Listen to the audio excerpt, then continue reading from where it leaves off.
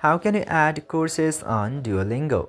Now, in order to do that, just simply open your Duolingo app at very first. And after opening Duolingo application, you will get to see this flag icon into the top left corner.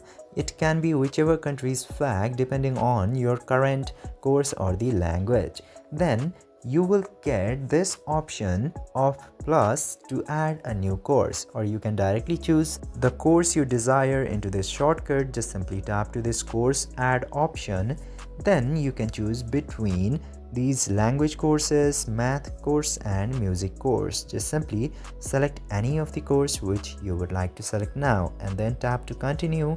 And after doing this much, you have to do the same process while creating Duolingo account or getting started with Duolingo. Just simply choose the suitable options, and after that your courses will be added to Duolingo. This way, after completing all this setup thing, the course will successfully be added to your Duolingo.